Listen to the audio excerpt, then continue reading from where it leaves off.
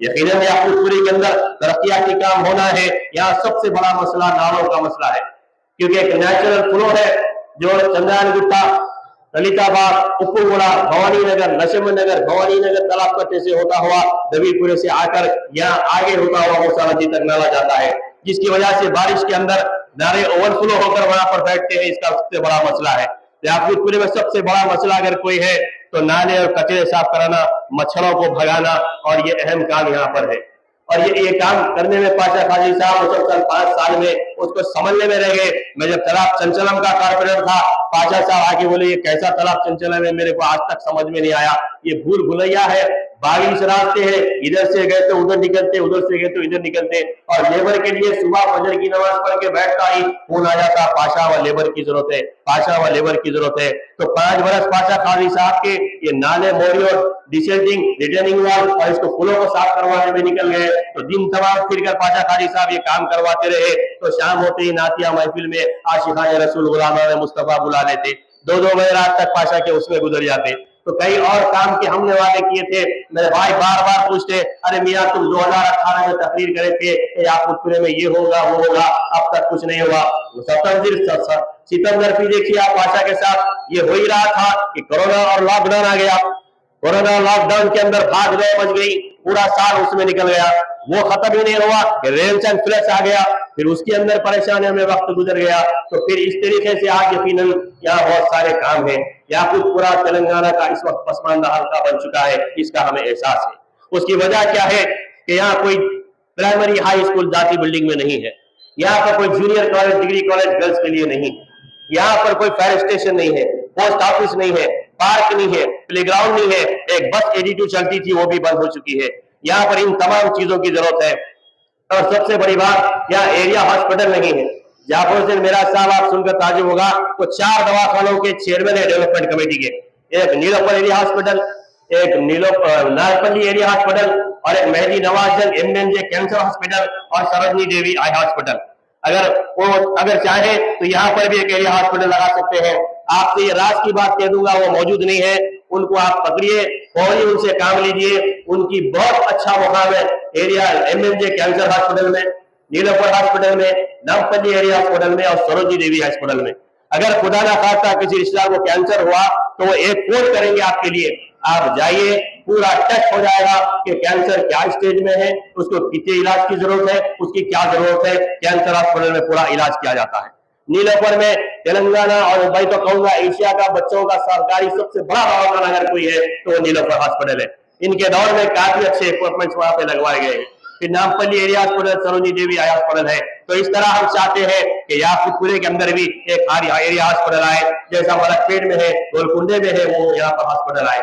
मजलिस इत्तेहाद मुस्लिमीन ने Chanchalguda junior college के लिए 1 करोड़ रुपया अकबर साहब ने मंजूर करवाए। फलकनुमा जूनियर डिग्री कॉलेज के लिए MP साहब ने मंजूर करवाए। गोलकुंडा किले के लिए 12 करोड़ रुपया MP लाख से सदर मजलिस ने देकर जूनियर और डिग्री कॉलेज वहां पर आपने तरक्की दिलवाया। तो इस तरह यहाँ भी तालीमी इदारों की जरूरत है, यहाँ भी पसमानदगी दूर होने की जरूरत है। ये उस वक्त मुमकिन है कि हम अगर सही उम्मीदवार को मुंतखब करके लाएंगे तो आपके इलाकों के अंदर तरक्याती काम होंगे।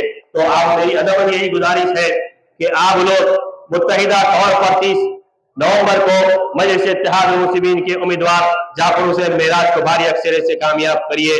डरने और घबराने, अफवाहों पे आने की जरूरत नहीं है कि कैमरे लगा देंगे, पुलिस वाले आ जाएंगे, वो छौनी बना दी जाएगी। अरे ऐसे बहुत छौनियां हम देखे, छोड़ो। कांच का बदल लेकर खतरों की बस्ती में तुम किधर चले आए दिलजलों की बस्ती में।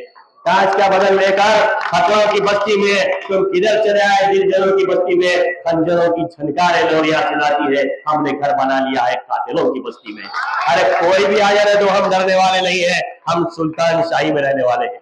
जो माँ बाप अपनी औलाद को हक हलाल का खिलाते हैं वो जिगर वाले पैदा होते हैं, और जो हराम का खिलाते हैं वो बुज़दिल और जिस्म वाले पैदा होते हैं।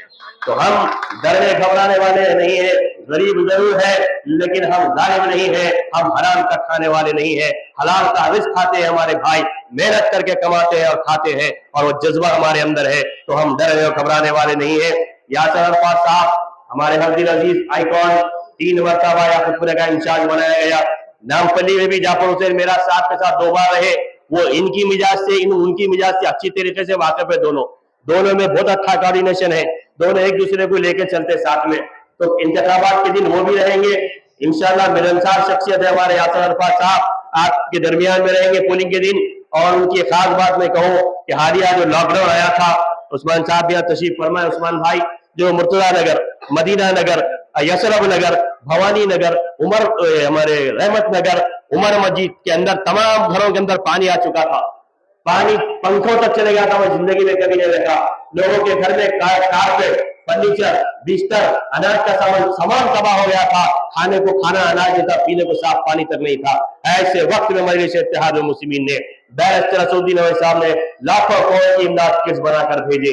पाशा कादरी साहब मास्क लगाकर, अरफात साहब दीवानावार वर्करों को लेकर पैकेट तकसीम करते फिर रहे हैं। अकबर साहब 12 करोड़ की इमदाद, जैसे अभी समद अब्दाल ने जिक्र किया, वहां से इमदाद आ रही तो याकूतपुरा तलाश करते हुए किस चीज की जरूरत है। फिर अरफात साहब अपने जाती सरमाए से पकवान करवा के खाना लाए, कभी दाल लाए, कभी वेजिटेबल, कभी बिरयानी लेके आके पार्सल किटों को तकसीम करे। हमारे कारपोरेटर या मुजफ्फर साहब है, भाग रहे एक्टिवा पे लेकर। कई वर्कर है हमारे, सूफी, नईम, उमर, हनीफ, इब्राहिम भाई, सिद्दीक भाई, मस्तान भाई, तमाम ऐसे चेहरे नजर आ रहे हैं। हमारे रफीक साहब यहाँ पर है, कई लोग यहाँ पर हमारे गीतों के अंदर तकसीम करेंगे। लॉकडाउन के अंदर कैसे इबरतनाक बात हुई कोरोना में, आप देखिए कि लोग 15-15 लाख दे के दवाखानों से लाशें वापिस आई। उनकी लाशों को घर को नहीं लाया गया, गुस्ल नहीं दिया गया, कफन नहीं पहनाया गया, उनको कफन तक नहीं पहनाया गया, और उनके नमाज जनाजा नहीं हुई, और उनकी तदफीन अमल में लाई गई। ऐसे हालात में मजलिस इत्तेहाद मुस्लिमीन ने मुसलमानों की मदद की और कोरोना के अंदर मुसलमानों के अंदर काम किया। तो आज हमको जरूरत है कि आप मजलिस इत्तेहाद मुस्लिमीन के उम्मीदवार जाफर हुसैन मेराज साहब को कामयाब करें, क्योंकि आने वाले हालात का हम सियासी ताकत और कुव्वत के जरिए मुकाबला कर सकेंगे। और जब सियासी ताकत और कुव्वत हमारे दरमियान में होगी तो हम हर हालात का मुकाबला करेंगे, क्योंकि मुस्तकबिल के अंदर काफी हालात बिगड़ने वाले हैं। फिर न सिर्फ ये रियाज इस्लामिक स्कूल तालीमी मैदान में एक नया इनकलाब, इस्लामिक और मॉडर्न एजुकेशन की अजीम दरसगाह। 23 साल तजुर्बे के बाद तलबा और तालिबात के लिए रियाज इस्लामिक स्कूल पेश करता है हिफ्ज़ कुरान, नाज़िरा कुरान, क़ायदे के अलावा नर्सरी ta 10वीं जमात तक की तालीम का बेहतरीन नज़्म। बच्चों के लिए हॉस्टल की सहूलत, मुस्तहिक़ तलबा के लिए खुसूसी रियायत, तलबा और तालिबात के लिए अलहदा क्लासेस के माकूल नज़्म, खुसूसी computer classes, hardware and software training, बच्चों में तहरीरी और तकरीरी सलाहियतों को उजागर करने के लिए हफ्तावारी प्रोग्राम, काबिल और मुशफ़िक़ असातिज़ा इकराम की निगरानी में बेहतरीन तालीम नज़्म। सुबह 8 बजे तक शाम 4:30 बजे दाखिले जारी हैं, उजलत कीजिए। Riyaz Islamic school, opposite lane, new SR petrol pump, Vattapalli, Hyderabad.